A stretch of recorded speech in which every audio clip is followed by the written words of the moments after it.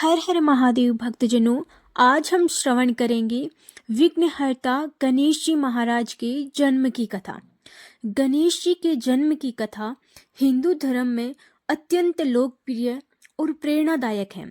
यह कथा देवी पार्वती और भगवान शिव से जुड़ी हुई है। इसे विभिन्न पुराणों में वर्णित किया गया है, जिनमें शिव पुराण और स्कंद पुराण प्रमुख हैं।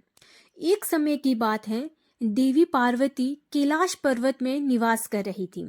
एक दिन जब भगवान शिव तपस्या में लीन थे, पार्वती जी ने स्नान करने का निर्णय लिया, लेकिन उन्हें एक समस्या का सामना करना पड़ा।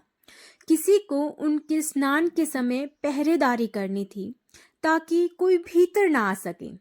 पार्वती जी ने अपने दिव्य शक्ति से अपने शरीर के उबटन जैसे चंदन, हल्दी और अन्य औषधियों के लेप से एक बालक का निर्माण किया। उन्होंने उसे प्राण प्रदान किए और कहा कि तुम मेरे पुत्र हो और तुम्हारा नाम गणेश है। जब तक मैं स्नान कर रही हूँ, तुम द्वार पर पहरा देना, किसी को भी अंदर मत आने देना। जब देवी पार्वती स्नान कर रही थी, उसी समय भगवान शिव वहां पहुंचे। उन्होंने भीतर जाने का प्रयास किया, लेकिन द्वार पर खड़े बालक गणेश ने उन्हें रोक लिया। गणेश ने शिवजी को कहा कि माता के आदेशानुसार मैं किसी को भी अंदर जाने नहीं दूंगा। शिवजी को यह सुनकर क्रोध आया, क्योंकि वह अपने ही घर में प्रवेश नहीं कर पा रहे थे। उन्होंने गणेश जी को समझाने का प्रयास किया, लेकिन गणेश अपने कर्तव्य पर अडिग रहे। जब भगवान शिव ने अपने त्रिशूल से गणेश जी का मस्तक काटा, तो देवी पार्वती बाहर आई और अपने पुत्र को मृत अवस्था में देखकर विलाप करने लगी। उनका हृदय आक्रोश और शोक से भर गया। उन्होंने भगवान शिव से कहा कि आपने मेरे निर्दोष पुत्र का वध कर दिया। वह केवल मेरे आदेश का पालन कर रहा था। अगर उसे पुनर्जीवित नहीं किया गया तो मैं सृष्टि का नाश कर दूंगी। देवी पार्वती के क्रोध और दुख से ब्रह्मांड में हलचल मच गई। सभी देवता भयभीत हो गए।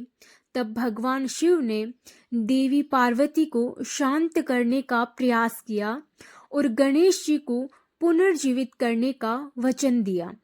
भगवान शिव ने अपने गणों और अन्य देवताओं को आदेश दिया कि वह उत्तर दिशा में जाए और वहां पहले जीवित प्राणी का सिर लेकर आए।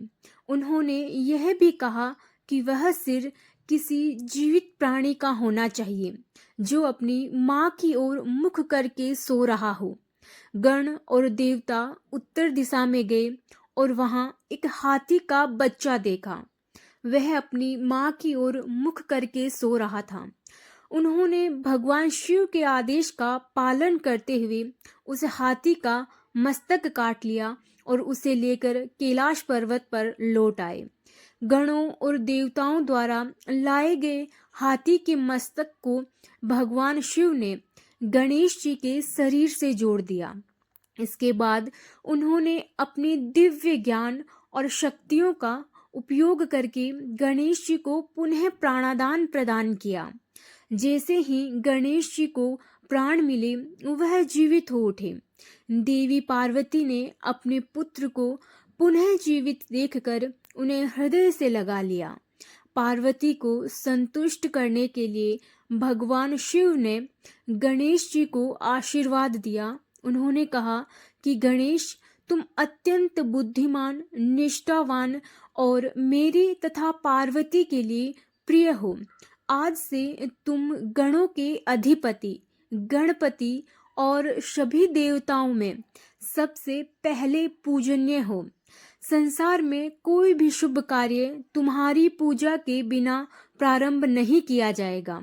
तुम विघ्नहर्ता, जो विघ्नों को दूर करने वाले के रूप में जाने जाओगे। देवताओं और ऋषि मुनियों ने भी गणेश जी को आशीर्वाद दिया और उनकी महिमा का गुणगान किया। तभी से गणेश जी का स्थान सर्वोच्च हो गया और वह प्रथम पूजनीय देवता के रूप में प्रतिष्ठित हुए। गणेश जी का पुनर्जीवित माता पिता की शक्ति और प्रेम का प्रतीक है। यह कथा हमें यह भी सिखाती है कि किसी भी समस्या का समाधान शांति और करुणा के साथ खोजा जा सकता है। शिव और पार्वती का यह कार्य सृष्टि के संतुलन को बनाए रखने का उदाहरण है। गणेश जी का सिर हाथी का होने के बावजूद उनकी बुद्धिमत्ता, शक्ति और कर्तव्य निष्ठा ने उन्हें संसार के सबसे प्रिय देवता बना दिया। गणेश जी को विघ्नहर्ता, विघ्नों को दूर करने वाले और रिद्धि सिद्धि के दाता के रूप में पूजा जाता है। उनकी यह कथा हमें कर्तव्य, निष्ठा और माता पिता के प्रति समर्पण का महत्व सिखाती है। बोलो गणेश जी महाराज की जय। हर हर महादेव। अगर आपको यह वीडियो अच्छा लगा हो तो इसे like, share, subscribe and share जरूर करें। धन्यवाद भक्तजनों।